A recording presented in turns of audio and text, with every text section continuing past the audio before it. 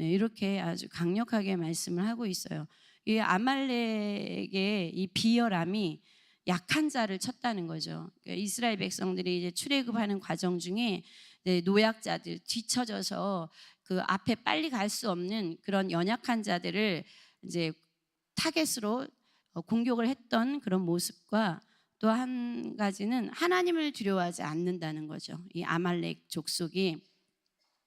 그래서 대표적으로 어떤 사단의 그 모습을 이렇게 대비시켜 주는 것 같은 그런 모습이고요.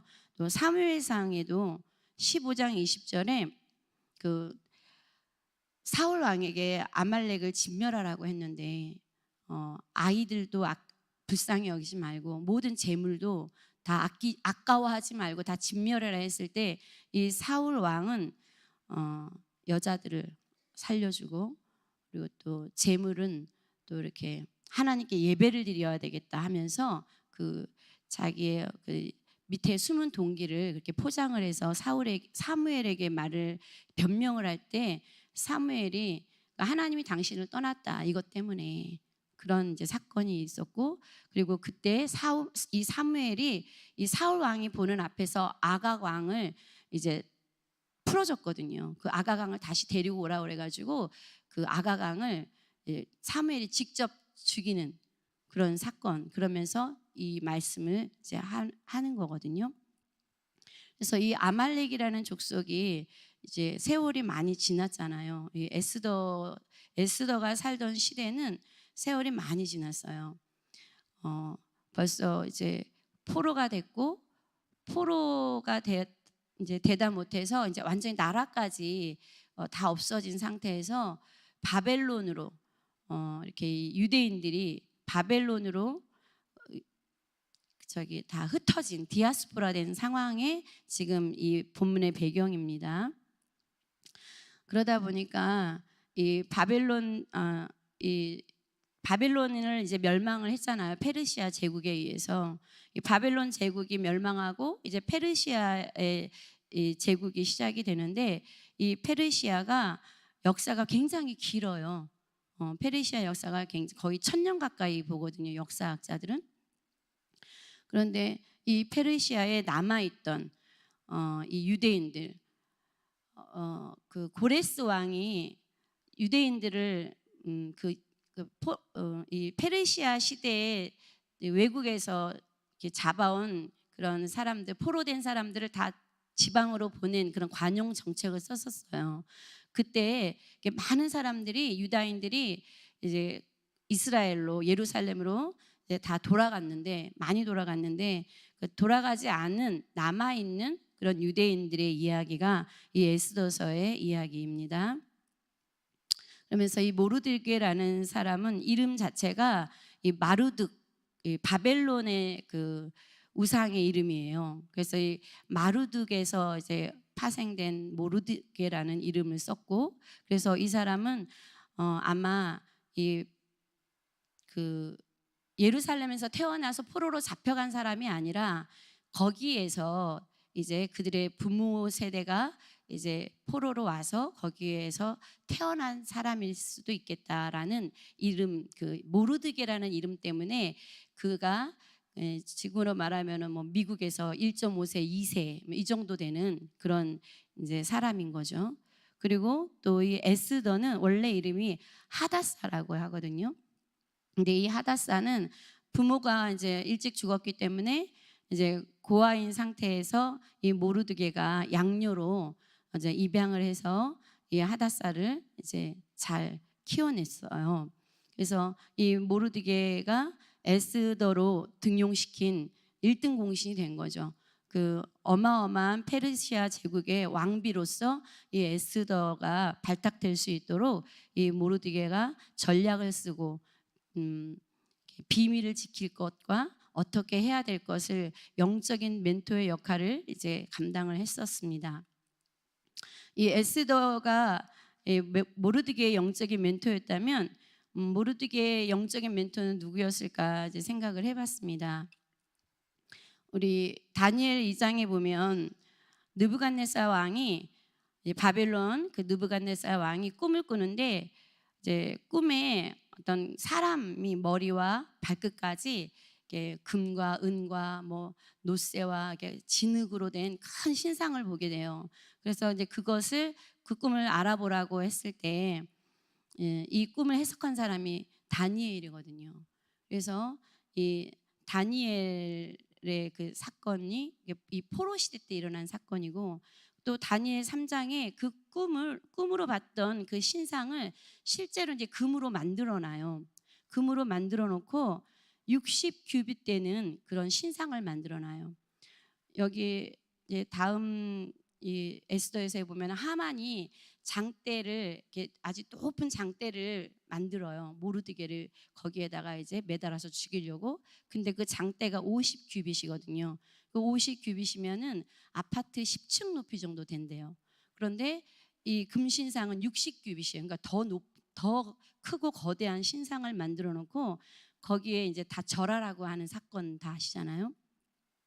그런데 그 절하라고 했을 때 그 다니엘의 세 친구, 그 세 친구가 절을 하지 않고, 그리고 그 절을 하지 않았던 그 대가로 풀무불에 들어가잖아요. 그러니까 이런 이 어떤 역사 속에서 이런 영적인 그 거장들을 그분들의 그 신앙들을 보고 배우고 들었기 때문에 이 모르드게가 하만이 지나갈 때 이 아말렉 족속이고 성경에서 하나님이 기억해라 잊지 말아라 이렇게 말했던 이 인물이기 때문에 사람 앞에 절하지 않은 것 같아요. 신앙의 어떤 절개를 지킨 거죠. 그래서 이 그 어떤 다니엘서에서 나오는 그 영적인 사람들의 그 신앙을 본받아서 이 모르드게와 또 이 에스더가 이렇게 자기의 그 이방 땅에서 자기의 신분이 그 사람들에게 어떤 나는 또 유다인이라고 또 자기는 밝히죠. 모르드게는 오히려 에스더한테는 너는 유다인이라고 말하지 말라 하면서 자기는 오히려 자기 신분을 밝혀요. 나는 유다인이기 때문에 절 안 한다. 나는 하나님만 섬긴다. 사람에게 절하지 않는다. 이런 어떤 신앙의 고백인데, 이러면서 이 모르드게 사건이 아마 바벨론 시대에 그 다니엘의 그 사건과 그 세 친구의 사건, 그리고 또 다니엘 하면은 왕 외에는 다른 신에게 기도하지 말라 했을 때 그 왕의 어명이 찍힌 그 어인이 찍힌 것을 알고도 항상 하던 대로 창문을 열고 기도했잖아요. 이런 모습도 신앙의 어떤 절개를 지키는 그런 믿음의 사람들을 이 모르드게와 또 그 당시에 이렇게 그 이방 땅에서 고통받던 이 이스라엘 백성들이 우리가 왜 이렇게 이 낯설고 험한 곳에 와서 고향에 살지도 못하고 이렇게 포로로 끌려와서 우리 부모 세대가 고생을 했고 우리가 이렇게 고생을 했나, 그러면서 하나님을 더욱더 경외하는 삶으로 더 똘똘 뭉쳤던 거죠. 그러다 보니까 이 유다인들은 이 하만이 이 아하수에로 왕에게 얘기할 때 어떻게 얘기를 하냐면은 그들의 그 민족에 대해서, 민족성에 대해서 말을 하잖아요. 어디죠? 몇 절에 나와 있죠? 그 민족의 그 다른 모습, 다른 그 모습에 대해서 말을 하죠. 예, 여기 있네요. 8절에 하만이 아하수에로 왕에게 아뢰되 한 민족이 있는데 그 나라는 각 지방 백성 중에 흩어져 가는데 그 법률이 만민의 것과 달라서 왕의 법률을 지키지 않는다. 그러니까 왕의 말에 복종하지 않는 민족이 될 것이고 반드시 이 민족은 반역을 할 것이다. 그래서 결코 이 민족을 살려둬서는 안 된다 하는 그런 이제 모함을 하는 거죠. 그러다 보니까 이 아하수에로 왕이 그 말에 이제 또 홀딱 넘어가고 또 그 하만이 바친 그 뇌물에 자기의 그 왕으로서의 책임, 한 나라를 감당하고 그 나라 백성을 지켜야 되는 그 왕적인 사명을 잊어버리고 이제 당장 눈앞에 보이는 그런 뇌물에 이 사람에게 모든 전권을 다 맡겨버리는 그런 상황이 되었습니다. 그래서 하루아침에 이 디아스포라 유대인들이 죽게 되는 상황, 그래서 왕의 명령을 받들어서 이 역졸들이 각 지방에 전하기 위해서 급히 나갔다고 성경은 기록되어 있습니다. 그래서 저는 이 본문의 말씀을 보면서 이 첫 번째 이 섭리신앙에 대한 것을 생각해 보았는데요. 이 두 여인의 그 운명이 엇갈리잖아요. 폐위가 되어버린 그 잔치자리에 나와라 했는데 안 나간다 했을 때 그 말 한마디에 그의 신분이 최고의 그 높은 신분에서 갑자기 아무것도 아닌 그런 무명한 여자로 이렇게 전락이 돼버린 그런 왕비와, 그리고 무명의 그 고아 소녀가 하나님의 섭리 가운데 이렇게 하루아침에 왕비로, 그 페르시아 제국의 왕비로 이렇게 뽑히는 그런 사건.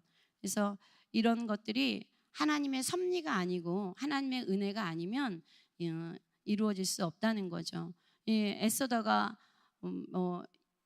이뻐서 이렇게 뽑혔다고 하는데 하나님이 그렇게 눈을 콩깍지를, 아하수에로 왕의 눈을 콩깍지를 씌워가지고 이렇게 이 에스더를 뽑은 거죠. 그래서 이런 하나님의 은혜가 이게 에스더와 또 유다 민족에게 이렇게 지금 은혜가 덧입혀지는 상황이 이제 진행되어지고 있고, 그러면서 또 이 유다인의 말살 계획을 위해서 이제 하만이 무리들과 이제 제비 뽑기를 하잖아요.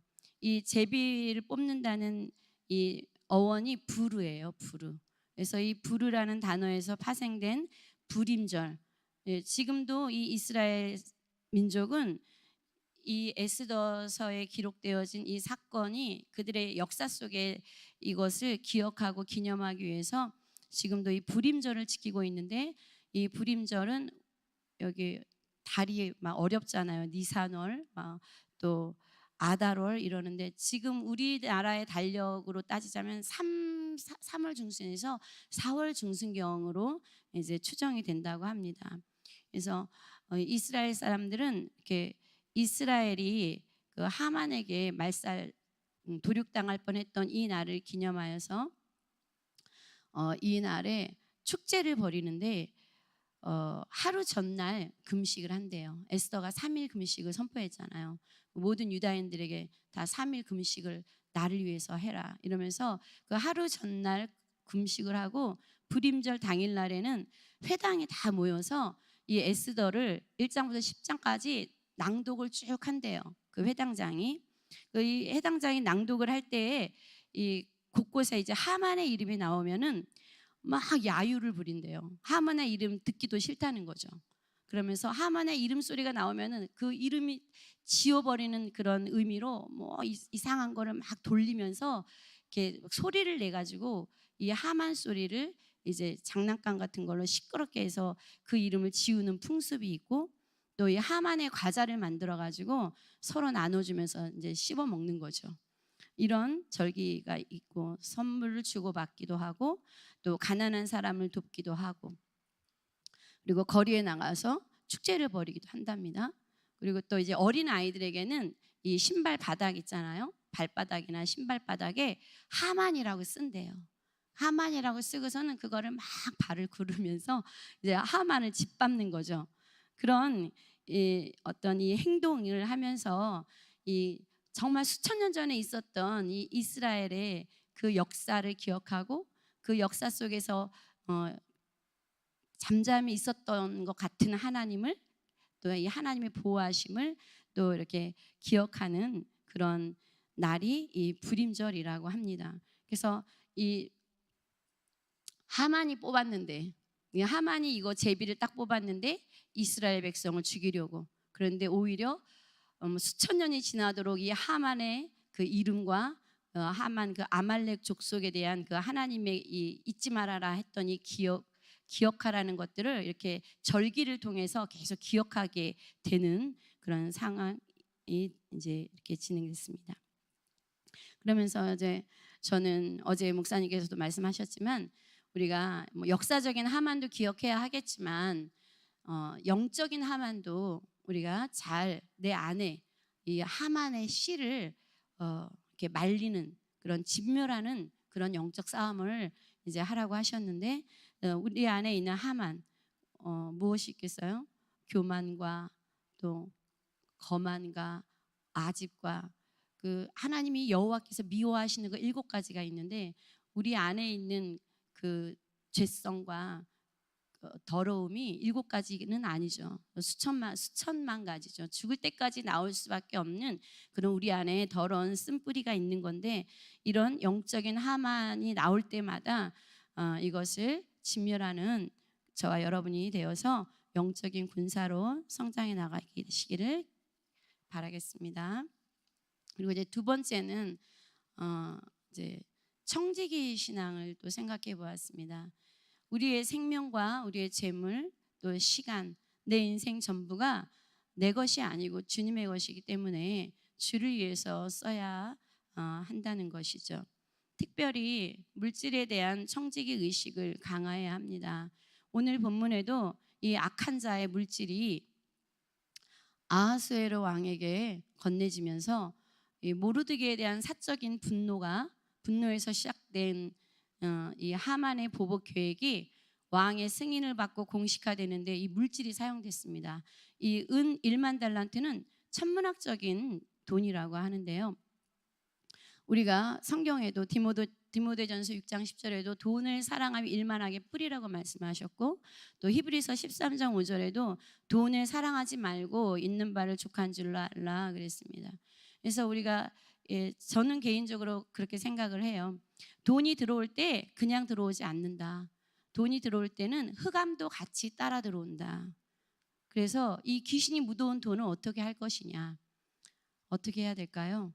11조를 해야 떨어져 나간다고 생각을 해요.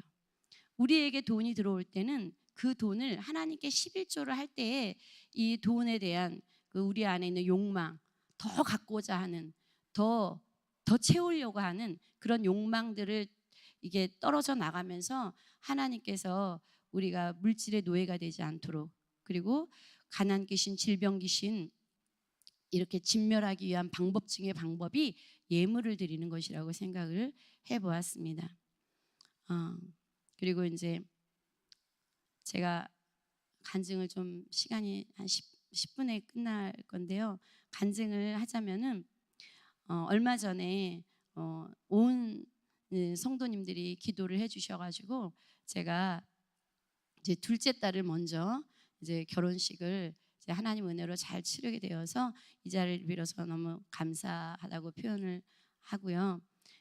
이번 결혼식을 언제부터 진행을 했냐면은 작년 12월부터 진행을 하게 됐어요. 작년 12월 4일 날 3세대 예배 때 우리 사위가 되는 박주양 청년이 그날 성경을 읽었거든요. 3세대 예배 때. 그래서 그 성경을 읽고 나서 저희가 이제 2부 예배가 끝나면 전도사님들이 모여서 기도회에 들어가는 시간이 있는데 그 기도회 시간에 이제 지왕이에 대해서 얘기를 하면서 이제 결혼 얘기가 이제 나오면서 그러니까 12월부터 5개월 동안 이렇게 이 결혼이 이렇게 진행이 됐었거든요. 이 결혼식을 통해서 이제 여러 가지 느낀 것은 첫 번째 무엇이냐면은 지금 이 시대가 결혼을 안 하는 딩크족이라고 결혼 안 하고 사는 그런 사람들 딩크족이라고 해요. 옛날에는 캥거루족 그래가지고 결혼도 안 하고 캥거루처럼 부모한테 붙어서 다 이렇게 부모의 재산과 부모의 모든 것을 다 이렇게 다 하는 그런 캥거루족이 있었다고 하는데 이 딩크족은 이제 결혼을 안 하고 그냥 사는 그런 사람들 또 애를 안 낳는 사람들 그게 딩크족이라고 해요. 근데 이 결혼을 안 하고 이 자녀를 안 낳는 이 시대에 우리 대한민국이 전 세계 출산율이 가장 낮다고 하잖아요. 0.7%인가 이렇게 된다고 하는데, 이 출산율이 가장 저조하면 이제 앞으로 10년, 20년 후에는 이 나라가 이렇게 제대로 인구가 없어가지고 지금 인구 절벽 시대라 살 수 없는 그런 이제 시대가 오는데, 이런 미래에 다가올 그런 그것을 준비할 수 있는 것이 우리 교회가 지금 결혼학교를 빨리 해야 되겠구나. 목사님께서 기도하시고, 그리고 저희가 새벽마다 이제 성경 읽기 끝나면은 합심기도를 하거든요. 기도 제목을 가지고 합심기도를 하는데, 그 결혼학교에 대해서 계속 기도를 하고 있어요. 왜 결혼을 해야 되는지, 결혼이 어떤 축복이 있는지. 우리 결혼을 왜 못하느냐면은 부모 세대가 결혼하지 말아라 지금 이래요. 결혼하면 고생한다, 애 낳으면 고생한다, 너만 행복하게 살아라, 이렇게 부모들이 세뇌를 시켜가지고 요즘 젊은 사람들이 결혼에 대한 그 기피 현상에 더 부추기고 있는 거죠. 그래서 결혼 학교를 해야 될 이제 이유와, 또 결혼할 수 없는 그 이유 중에 또 한 가지가 뭐냐면 돈 때문에 못하는 거예요. 돈이 없어서. 돈 한번 결혼하려면은 이 가전제품만 해도 기본적인 것만 해도 뭐 1,000만 원 이상, 뭐 좋으면은 더 저기 하는 거죠. 그래서 이 돈이 없어서 결혼을 못하는 세대, 결혼할 때 한 1억이 든다고 하는데 저희는 1,000만 원 들었습니다. 그래서 10분의 1 가지고 충분히 할 수 있고, 또 부조가 나오기 때문에 그 축의금으로도 충분히 감당이 되는 것이기 때문에 이 결혼에 대한 두려움을 우리 청년들이 갖지 않도록 우리 교회에서 이렇게 결혼 학교를 해야 된다라는 것을 느꼈고, 그리고 또 이번에 결혼식에 저희는 이제 양쪽 가문이, 저희 쪽도 마찬가지고 박재수 권사님 쪽도 마찬가지고 불신자들이 많아요. 그 불신자들이 많다 보니까 외부에서 이제 들어오신 이제 그 친지들이나 지인들이 하나같이 하는 소리가 교회에서 결혼식을 하니까 너무 좋다고. 그리고 식사도 그 뷔페에서 하는 것보다 훨씬 더 맛있고, 또 이게 뷔페에서는 막 분주하고 막 금방 먹고 일어나야 되고 이런 것이 많은데, 여기서는 이렇게 편안하게 카페도 있고 공원도 있고 하나님께서 우리 교회를 소개해야 하시는 그런 사건 시간이었었습니다. 그래서 또 저 개인적으로도 이 불신자 가족들이 그래도 거의 뭐 1시간 가까이 예배 자리에 이제 와서 앉아서 목사님의 말씀을 듣고 이렇게 그 하는 것도 전 고맙고 참 이렇게 가슴이 좀 이렇게 벅찼다고나 할까요? 그런 이제 시간이었고요.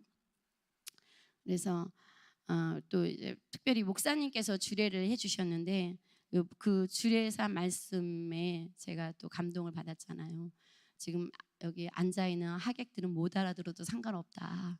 이 두 사람을 위한 메시지이기 때문에 하나님이 주신 메시지라서 못 알아들어도 상관없어서 개의치 않고 두 사람에게만 오직 주시는 메시지다 하시면서 레위 남자가 가서 레위 여자와 결혼했을 때 이제 그 모세가 나오는 경건한 자손이 나오는 이제 그 부분을 말씀하셨는데, 그 말씀은 제가 결혼할 때 제가 개인적으로 하나님께 받았던 말씀이거든요. 저는 레위 여자였고 남편은 레위 남자였고, 그 당시에는 레위 남자였어요. 그 당시에는 변질되기 전이요, 타락하기 전이요.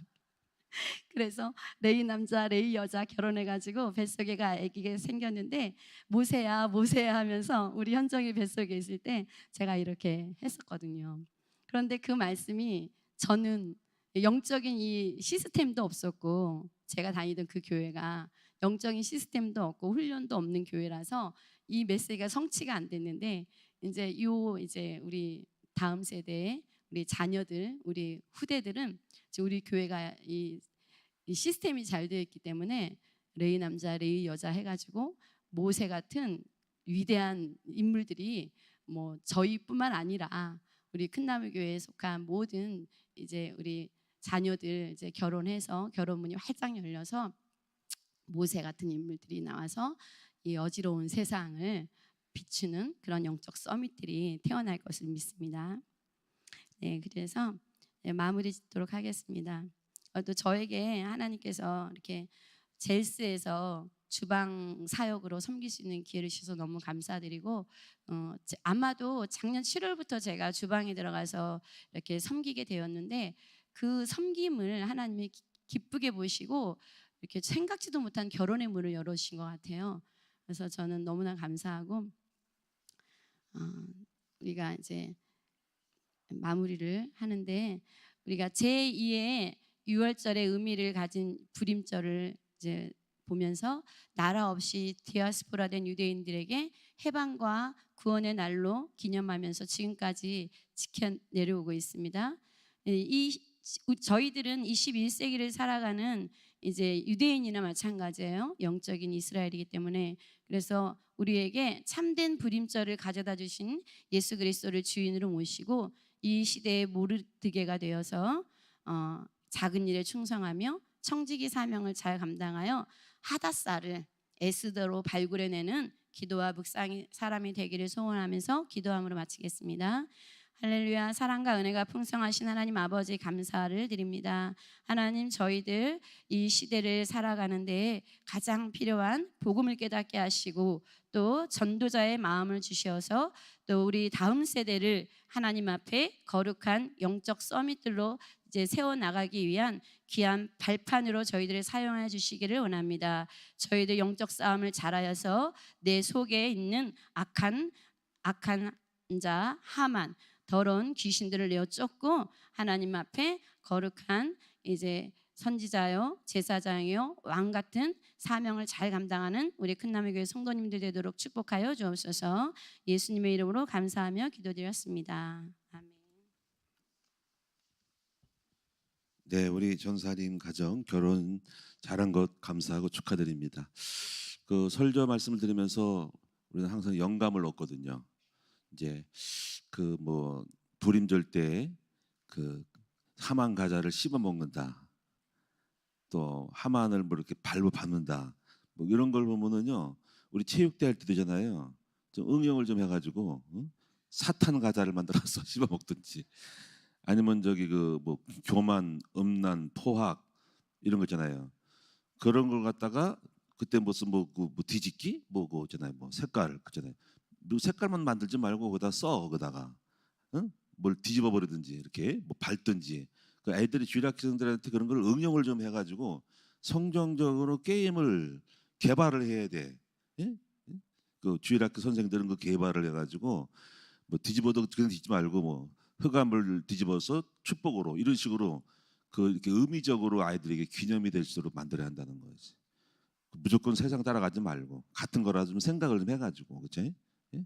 뭔가 아이들에게 몰려들어가지고 거기다 깔아놓고 막 그냥 사탄, 귀신, 음란, 시기, 질투, 혈기, 다투는 거, 교만, 불순종, 그걸 애들 갖다가 막 뒤집어 버려. 이렇게 밟든지, 예? 그 많이 밟은 그런 거를 갖다가 이렇게 이기게 해주고 그렇게 했으면 좋겠다라는 거고. 게임을 좀 연구를 좀 해야 돼. 머리를 좀 써야 돼. 영적으로 항상. 그래 하고. 그다음에 결혼 학교에 대한 부분 속에서도 늘 저는 그 떠오르는 게 있는 거예요.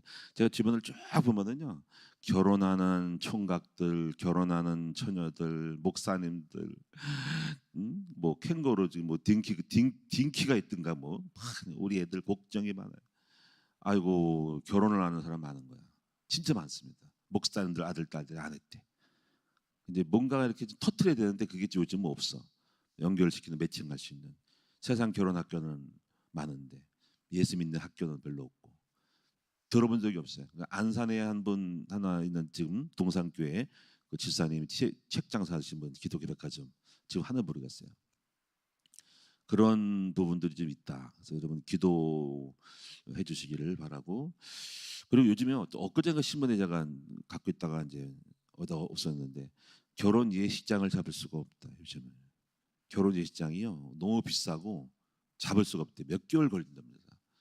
교회 건물을 활용해서 뭔가 알려져 가지고 교회 전도도 되고 하는 거. 그래서 우리가 교회 무슨 꼭 이렇게 뭐 비용을 많이 받아 최소한의 정교금 이런 것만 받고 교회 건물을 활용해서 예식장으로 활용할 수 있도록 알려줄 수 있도록 어떤 그런 결혼 학교를 세워서 그런 업무를 좀 주관하시도록 해야 된다.